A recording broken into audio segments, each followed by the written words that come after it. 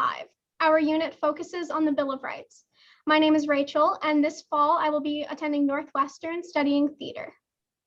Hello, I'm Joelle Nutter, and this fall I'll be studying environmental engineering at Northeastern University in Boston. Good afternoon, my name is Madeline, and I'll also be attending Northeastern University to study political science. However, this fall I'll be attending the New College of the Humanities in London. But for now, we're all seniors at Trumbull High School. This is our teacher, Ms. Bullen, and we thank you for being here today. Lovely, thank you. The question is number 1 and reads as follows. A result of the decision in Wisconsin v. Yoder is that, quote, any parent and or guardian can refuse to let their child go to school beyond the 8th grade or learn about a subject by saying it's against their religious beliefs, unquote. Do you agree or disagree with this result of the decision? Why or why not? What words, if any, are found in the US Constitution or in state constitutions that protect the right to an education? How have courts balanced religious beliefs with other rights? You may proceed, please. In 1972, the Supreme Court ruled unanimously in favor of Yoder, finding that although Wisconsin's compulsory education statute was reasonable and constitutional, its application to members of the Amish Mennonite Church was not. Justice Douglas, however, filed a partial dissent, arguing that the children themselves should be given the choice on whether to continue their secular education. I agree with the majority decision of Yoder, which upheld the supremacy of the rights listed in the Bill of Rights over the right to an education. As said by William Penn, no person can be truly happy, though under the greatest enjoyment of civil liberties, if abridged of the freedom of their consciences. I, like Justice Douglas, believe that children have the right to decide for themselves whether they prioritize their freedom of religion over their education. Children are recognized by the Constitution as persons, and therefore are entitled to the same fundamental rights as adults, thus giving them the freedom to choose for themselves. However, limiting subjects taught in schools on the basis of religion, as seen in the Scopes trial in Tennessee, has been largely problematic. In Epperson versus Arkansas in 1968, the Supreme Court unanimously struck down an Arkansas law that criminalized the teaching of evolution in public schools. Today, we see the tension, with 7 states having enacted laws that prohibit the teaching of LGBTQ+ inclusive sexual education in schools under Christian principles, stating that homosexuality is not a lifestyle acceptable to the general public. Although nowhere enumerated in the text of the Constitution, the court stated in San Antonio Individual School District versus Rodriguez that the right to education has been viewed by the framers as a right essential to a healthy democracy. Since the very first establishment of public schools, education has been entangled with religion. The Northwest Ordinance of 1787 states that religion, morality, and knowledge being necessary to good government, schools and the means of education shall forever be encouraged. Though the ordinance acted as a model for the Bill of Rights in many aspects, this guarantee of a free public education for all was not discussed at the Philadelphia Convention. The US Constitution is silent on education, but every state constitution includes language that mandates the establishment of a public school system. Some schools include language to only stipulate that the state provide education, while other states, like Florida, have taken more extreme measures to ensure that education is high quality. The Constitution was not silent on the issue of religion. 12 words of the First Amendment and Article 6 of the Constitution are concerned with the protection of religious liberty. However, as with all rights, this right is not absolute. In Reynolds versus United States in 1879, the court created a belief action distinction, as it held that the federal government cannot restrict people's freedom of religion except for when it violates certain notions of health, safety, and morality. In Employment Division of Oregon versus Smith in 1990, the court challenged religious free exercise law by ruling that generally applicable laws not targeting specific religious practices do not violate the Free Establishment Clause of the First Amendment. Perhaps one of the most widely referenced religious freedom cases is Lemon versus Kurtzman from 1971. The court held that all laws must be religiously neutral, maintaining a secular purpose. Any law that fails to do so is subject to the Lemon test, a form of strict scrutiny that ensures no excessive government entanglement with religion. This past November, the Supreme Court heard a case that pits LGBTQ+ rights against religious rights in Fulton County versus Philadelphia. At issue is whether government-funded foster care agencies have the right to discriminate based on religious beliefs. Like Yoder, this ruling could have broad implications past the foster care context, this time being anti-discrimination statutes. Thank you. We are now ready for your questions. Thank you. Given what you had said regarding the child's right to decide and the importance of education, where parents have the responsibility with their religious beliefs for the well-being and welfare of a child or their children, how do you balance that child or that student's right to a quality education versus the parents' religious beliefs and responsibility? So one way that we balance that is actually in Myers versus Nebraska. This case stated that within the privacy of their own homes, parents can, within reason, raise their children how they want to. That means that parents are allowed to bring their children up with different religious beliefs. However, as we see in Yoder, the children are not allowed to leave school until they are around the age of 14 or 15, due to the fact that this is not fully limiting their education, and it's still, the court held that the benefit of those 2 additional years did not outweigh the cost of giving up this religious idea that the Amish had for their children and what that self-determination means for them. So although we have to agree with the Aristotle idea that an educated citizenry is very important, we still also have to balance this with the religious rights that are held within different religious groups. On the other side is the parent's right to raise their child as an atheist without any organized religion in their life. In Butler versus Smith County in 2020, actually, a school in Carthage, Tennessee was acting, although it was a public school, it was acting as a parochial school, distributing Bibles to its 5th graders and displaying depictions of Mary, Joseph, and Jesus. And the Butler family appealed to the court saying that they should be able to raise their child apart from this religion, and that it was a blatant violation of the Establishment Clause. So the parents have the right to raise their children outside religion if they choose. I also think it's important to note that in the decision in Yoder, there was an established grade level where the children had to complete education before they exited school for religious reasons. This made sure they had the basic skills of English and math, but also that the children were aware of their decision by removing themselves for school to practice their religion of exactly what they were doing. And I also think it's important to note that for the Amish, there is a difference between a 300-year-old established religion that had good faith in society and had sincerely held values versus just any child deciding they want to pursue a specific religion and drop out of school for whatever reason. Thank you. Let me ask you about a real life circumstance that's playing out right now.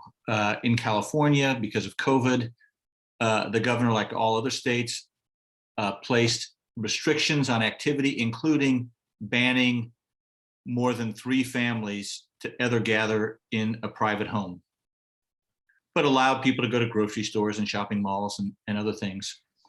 But the ban was neutral on its face. It was not targeted towards religion, but certain religious individuals sued the governor because they could not come together in private homes to read the Bible or to pray. What should be the analysis of that case, and who should win? Well, based off of the decision in Catholic Diocese of Brooklyn versus Cuomo last year in 2020, the problem with the governor's executive order was that it allowed essential businesses such as grocery stores to continue to operate at full capacity, but it restricted religious services such as churches and synagogues. And so the problem was that it directly inhibited religion while allowing for secular commerce to continue.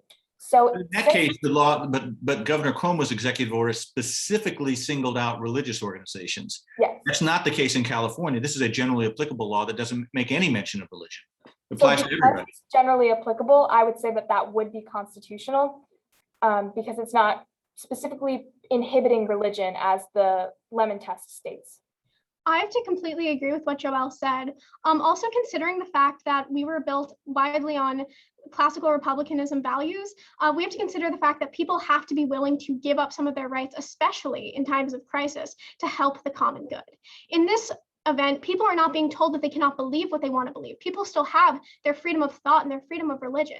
However, they are just limited in their practices. And so long as this law is limiting generally as well, you know, that 3 families can't get together for instance, a barbecue, then I believe that this is perfectly valid because, again, this is not specifying that the religion cannot exist specifically. It's just specifying that people need to remain safe. And since we're doing this for the common good with the amount of Americans that have died, I believe that that is far more important because our right to life comes before any other right. Those are our inalienable rights, and protecting those are our first concern. This is also echoed in the International Religious Freedom Act of 1998, which requires all states to put forth an annual report in regards to the country and their state in their religious beliefs and how these rights are being protected. These people are still allowed to practice their religious beliefs, but because of this unprecedented situation, they have to change how they practice them in order to, like Rachel said, secure the safety of the people in this classical republicanism ideal. Thank you. So what if the situation is a little bit more as it relates to vaccines? As you know, several school districts across the country require students to be vaccinated for a variety of different things before they go to school. However, certain states and certain areas allow for there to be religious exemptions. Well, we're going to start dealing with this right now as it relates to the COVID vaccine. So how do you think we should analyze those two potentially different ideas about whether or not to should a school require that a vaccine be required before you go to school? And if there are any exemptions, what should they be, and what should be the analysis in that situation? Well, the court has ruled that mandatory vaccinations in regards to smallpox as the historical context are not oppressive as long as they don't go so far as to violate what is reasonably necessary for the health and safety of the people in Jacobson versus Massachusetts. Again, that was an issue in regards to the smallpox vaccine, and now smallpox is completely eradicated from society, and it's not a problem we face. And in Connecticut, we have House Bill 5044, which passed through the House 90-43. In regards to removing the religious exemption for vaccines. We still have to wait to see if this will pass fully. But in colleges, we look at the university that Joelle and I will be attending, Northeastern University. They became the 6th school in the entire country to require mandatory vaccines in order to return to learning completely and fully and fulfill that purpose that schools are intended to do. When you're part of a larger civilized society, you have to make some sacrifices to ensure that everyone's safety is guaranteed. Additionally, in the landmark case Reynolds versus United States, the court decided that religious exemptions may not apply when the religious act violates certain notions of health, safety, and public morality. And in the case of the spread of the coronavirus and this pandemic that has drastically changed all of our lives and world, I would very much argue, I'm sure many would agree, that the spread of the pandemic and having as many people vaccinated as possible is concerned with public safety and health. And therefore Reynolds would apply. However, in terms of possible regulations that we can have on this, first of all, there very clearly needs to be a restriction for if someone cannot take the vaccine due to different medical issues, that should be completely honored. And there we rely on herd immunity, which is a certain percentage that would allow us to not have to worry about those people getting sick. Thank you. Lovely. Thank you very much. Great finish. And I'd like to congratulate you ladies. You can really breathe and relax. And again, thank you to Ms. Bolin and your team. And now the judges will be giving you some feedback. Wonderful, done. Well argued positions, good supportive information that you provided. I do appreciate the fact that you didn't miss a beat. You were ready to jump on our follow-up questions and just tackle us head on, which shows well as to where you're going to be several years from now once you're through with your academic endeavors. I do like the fact that certain things were introduced as part of your remarks. One of the things that I really highlighted, we have these rights, but they're not absolute. And there are things that we must do to ensure them. And you're the only team who has mentioned our rights are not absolute. Something that I thoroughly say on a regular basis, weekly, if not monthly, to the individuals who appear before me.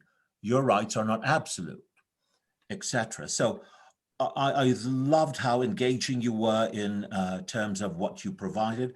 And then to mention the Tennessee case in support of your arguments was also wonderful. Recent case authority. Very well done. I agree completely. What an absolutely wonderful presentation. Incredibly substantive. I think, I feel like you started every sentence with "in" and then named a case. If you're going to make a comment, you were only going to do it based upon the precedent that exists out there. You were very disciplined. Instead of thinking about it, here's what I think the answer ought to be. In Cuomo, in Jacobs versus Mass, in Reynolds versus US, in Yoder, and then you stated the principle of that case, the holding, and then you said how it applied to the hypothetical or the situation. Very disciplined. Also just some great stuff. We hadn't heard about the Northwest Ordinance all day today, which was really terrific. And so just a little footnote. I thought you did a wonderful job with my hypothetical about California and the 3 families. Oh, I don't want to mention, you also, knowing that Fulton versus Philly is a case that the Supreme Court has granted cert on, but is not yet even decided yet. Fantastic. It's a big case. And so I really appreciate you knowing about that huge case coming up. But my case that I mentioned is a hypothetical. So the Supreme Court actually just decided that case. It's called Tandon versus Newsom. And amazingly, they ruled against Newsom, against California, and in favor of the families who want to have more than 3 families together. Kind of flagging what they're going to do in Fulton County, basically, really. Incredible job, team. So impressed. You've worked amazingly hard. You know your stuff, and you should be very proud. So Agreed. thank you. Oh, I'm you did sorry. it. Go ahead, Senator. Oh, no, it's okay. I was just gonna say you all did a great job. Particularly, I love to see an all team made up of young women.